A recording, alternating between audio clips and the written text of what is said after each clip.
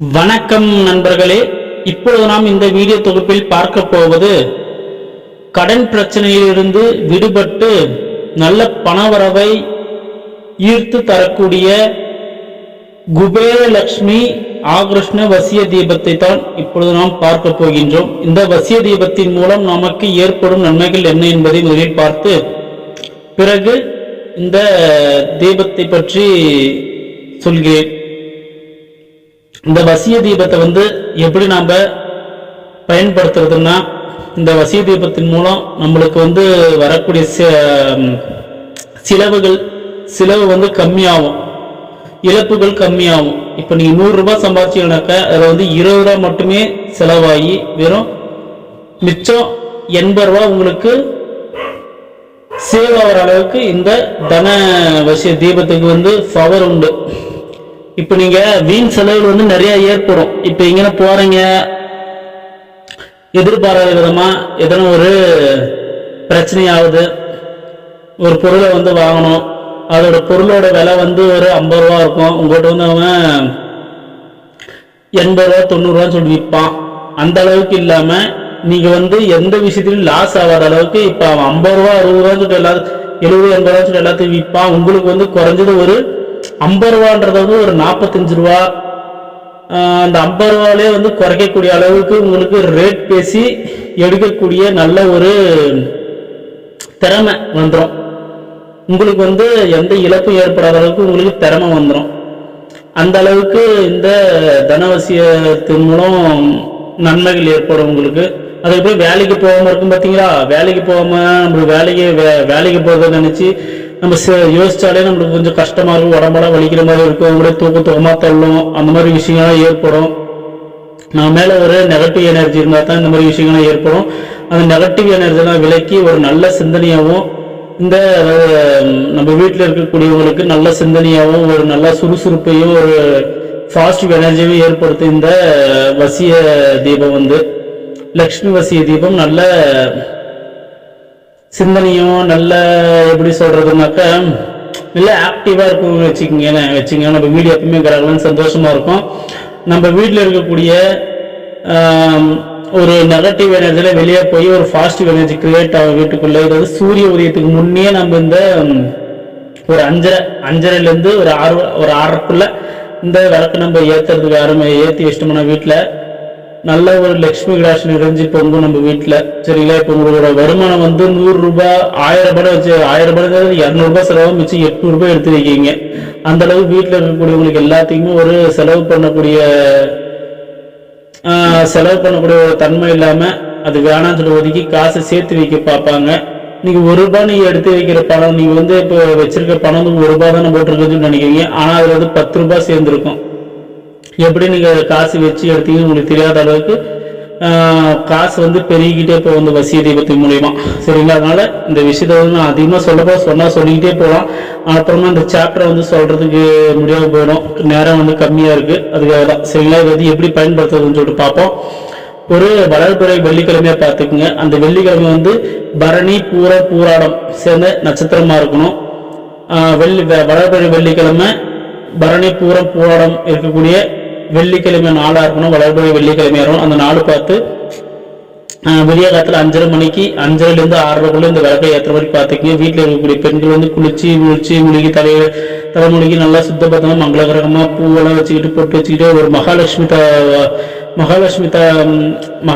அம்சத்தான பெண்கள். அதனால அந்த மாதிரி விஷயத்த நீங்க ஃபாலோ பண்ணிக்கங்க. நல்லா குளிச்சு முடிச்சு சுத்தமா இருந்துச்சு இந்த விளக்கு கொளுத்துற மாதிரி பாத்தீங்க. அப்படி முடியாத பட்சத்துக்கு ஆண்களும் கொளுத்தலாம். வீட்டுல கொஞ்சம் 3 நாட்கள் அந்த பீரியட் டைம்ல ஏற்ற முடியாத பட்சத்துல ஆண்கள் கூட பண்ணலாம், ஒன்றும் தப்பு கிடையாது. சரிங்களா? இந்த விளக்கை நம்ம இந்த விளக்கு வெளியே கதிரி ஏஞ்சி கொளுத்துவோம். வீட்டில் இருக்கக்கூடிய ஆண்களோ பெண்களோ சிறு குழந்தைகளோ தூங்கிட்டு தான் வச்சுக்கோங்க. அவங்க தூக்கத்திலேருந்து ஏஞ்சிக்கும் போது யாரும் முகத்திலையும் முடிக்காம நேராக இந்த விளக்கை பார்த்து இந்த விளக்கு முகத்தில் முடிச்சு நம்ம இந்த விளக்கை வணங்கிட்டு வந்தாலே போதும். நம்மளுக்கும் ஒரு நல்ல பாசிட்டிவ் எனர்ஜி, ஒரு நல்ல கதிர்வீச்சு நம்மளுக்கு ஏற்படும். போகிற இடத்துல நம்மளுக்கு கொஞ்சம் நல்ல ஒரு சிந்தனைகள் ஏற்படும். ஒரு மாதிரி மனசுக்கு ரொம்ப கஷ்டமான விஷயங்கள்லாம் இருக்கும் பார்த்தீங்களா, அந்த மாதிரி விஷயங்கள் இல்லாமல் நல்லா மனசுக்கு இதமாக இருக்கிற ஒரு மாதிரி ரிலாக்ஸாக இருக்கிறத நம்ம ஃபீல் பண்ணுவோம். அந்த மாதிரி விஷயங்கள்லாம் நடக்கும். அதுக்கப்புறம் இந்த விளக்கு வந்து எப்படி ஏற்றுறதுனாக்கா வடகிழக்கு மூலையில் வந்து இந்த விளக்கை வச்சு வடமேற்கு மூலையை பார்த்த மாதிரி இந்த விளக்கு வந்து எரியணும். ஈசானிய மூலையிலிருந்து வாயு மூலையை பார்த்த மாதிரி இந்த விளக்கு வந்து எரியணும். சரிங்களா? இந்த விளக்கு வந்து என்னென்ன பொருட்கள் வந்து செய்யணும்னாக்கா வீட்லேயே காய்ச்சி எடுக்கக்கூடிய எண்ணெய், தேங்காய் எண்ணெயை வந்து இதில் பயன்படுத்தணும். இந்த தேங்காய் எண்ணெயை வந்து எப்படி நம்ம செய்யறோன்ற விஷயத்த வந்து சொல்லலாம்னு சொல்லிட்டு பார்த்தா நேரம் வந்து கம்மியாக இருக்குன்னு சொல்ல முடியல. வேற ஒரு வீடியோ தொகுப்புல கண்டிப்பாக உங்களுக்கு சொல்கிறேன். சரிங்களா? இந்த தேங்காய் எண்ணெய் காய்ச்சி எடுத்துக்கிட்டு ஒரு 1/4 லிட்டர் ஆகிற அளவுக்கு ஒரு மண் அகல் விளக்கு எடுத்துக்க, 1/4 லிட்டர் எண்ணெய் பிடிக்கிற அளவுக்கு மண் அகல் விளக்கு எடுத்துக்கிட்டு அதில் வந்து ஒரு எந்திரம் ஒன்று காட்டியிருக்கேன் வீடியோவில்.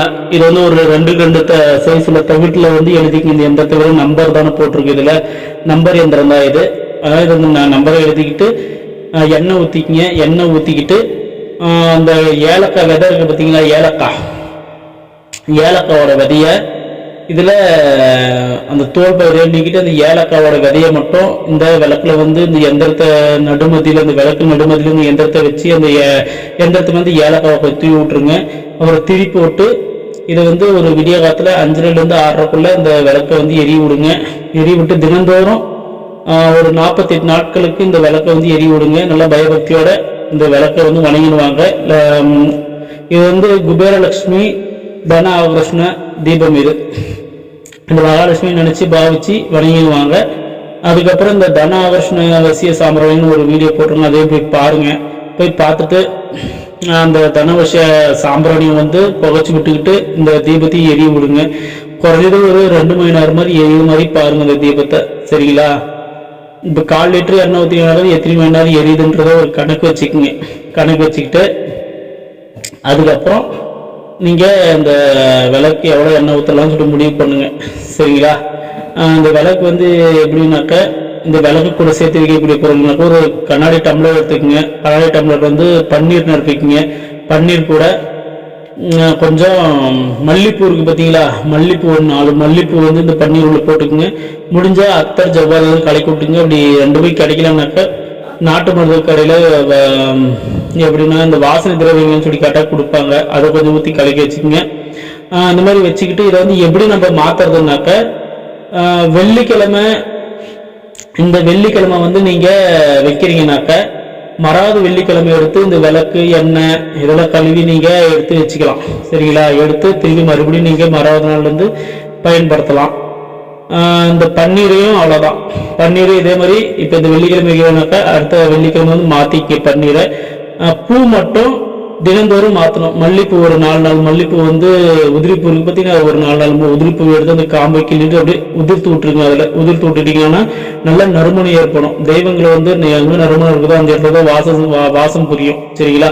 அதுக்காக நல்ல வாடையாக இருக்கிறத வந்து நம்ம நல்ல மனங்கள் இருக்கிற மாதிரி பார்த்துக்கோங்க வீட்டில். அந்த மாதிரி பார்த்தீங்கன்னாக்கா லக்ஷ்மியோட அனுகிரகம் வந்து பரிபூர்ணமாக இருக்கும். இந்த வசி தீபத்தை வச்சுக்கோன்னா நம்ம வீட்டில் இருக்கக்கூடிய துர்தேவதைகள்லாம் ஓடி போய் நல்ல தேவதைகள் நம்ம வீட்டில் வந்து வாசம் செய்யறதுக்கு ஆரம்பிக்கும். இந்த மாதிரி வாசம் செஞ்சிச்சானாக்கா நம்மளுக்கு கடன் பிரச்சனை எதுவுமே இருக்காது.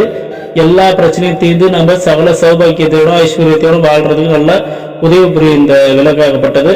அதனால இது வந்து யாரும் வந்து இது வேண்டாம் சொல்வதற்காம அனைவரும் நல்ல ஒரு பயனுள்ள விஷயமா அமையும் அனைவருக்கும். அதனால இந்த விளக்கை வந்து பயன்படுத்துங்க நண்பர்கள். இது என்னோட அனுபவத்தை நான் வச்சு நான் பயன் கண்ட முறை. இது தேங்காய் எண்ணெய் வந்து ரொம்ப சுலபமான விஷயம் தான். அது வந்து செக்கில் ஆட்டக்கூடிய எண்ணெயோ இல்லை வேற கடையில் வாங்கக்கூடிய எண்ணெய் இருக்கக்கூடாது. நம்ம வீட்டில் வந்து காய்ச்சி எடுக்கக்கூடிய எண்ணெயாக தான் இருக்கணும். ஒரு தேங்காய் நீங்கள் போட்டிங்கன்னா அதில் ஒரு 50 கிராம் எண்ணெய், ஒரு 10 கிராம், ஒரு 35 கிராம் 50 கிராம்குள்ளே உங்களுக்கு எண்ணெய் கிடைக்காது. அது வந்து காய்ச்சறதை பொறுத்து இருக்குது. ரொம்ப நேரம் காய்ச்சி எடுத்தீங்கன்னாக்கா நல்லா கொஞ்சம் அதிகம் 50 கிராம் மேலே கூட கிடைக்கலாம். சரிங்களா?